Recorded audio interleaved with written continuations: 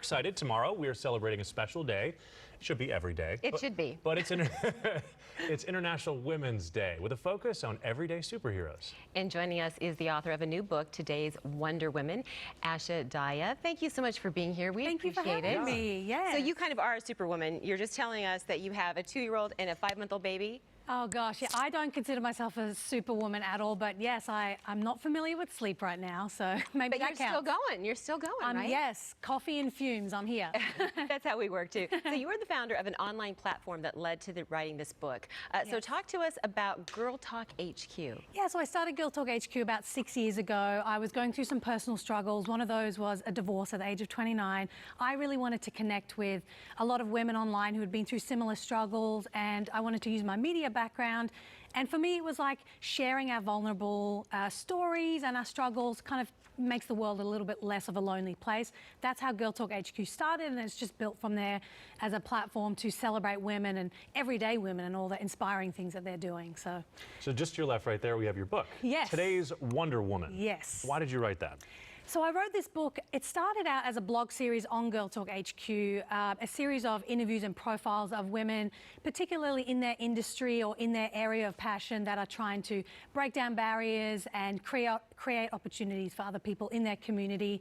And I realized there was some gold in this to celebrate. You know, we see a lot of books and shows and series about women, famous women throughout history who are doing great things, but there are everyday heroes all around us. We see them every day in our lives and families. So I thought, let's put a collection of 50 stories together in a book and inspire readers to look for the superhero in their life as well. You mentioned the word vulnerable before. What is it about the word vulnerable? I always hear it from so many people. They say that when you're vulnerable, it's almost better to sort of put it out there and you can overcome it. Can you speak to what I'm saying? I think so. I feel like there's this idea in society that we've got to put on this facade, right? We're strong, we're heroic, we're this, that, and the other. But I think true strength is being open and authentic and vulnerable, and then realizing that we're all going through things. We're all human, we're all flawed, but we're just, you know, getting through life together. So that's heroic to me.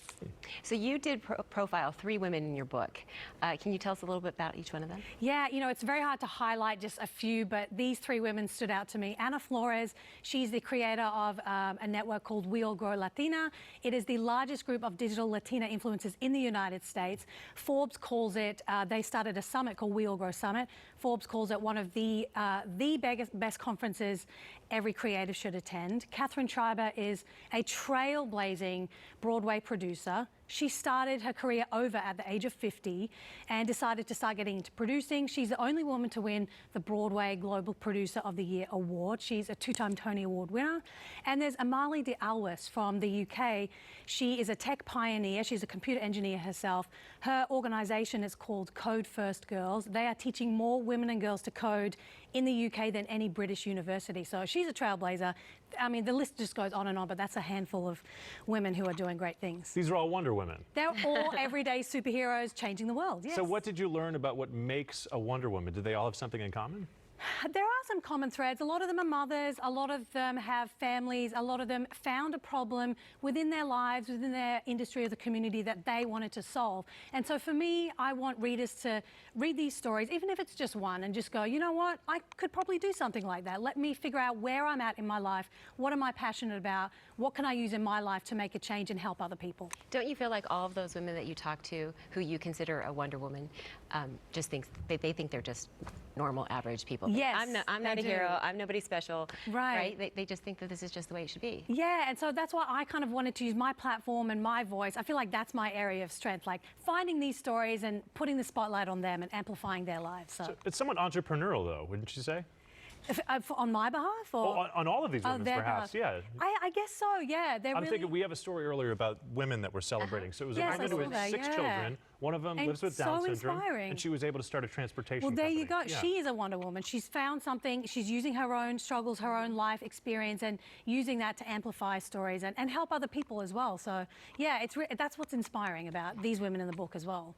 I love that. We need more of this. Thank you so much for being here. For more on Asha's book, you can visit today's WonderWomenBook.com, and you can find her online at girltalkhq.com. It's a nice cover, too. The book, the cover of the book is very nice. So you have a 2-year-old boy or girl?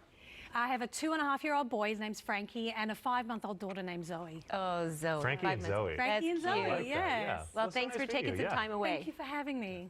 Okay, we'll be right back.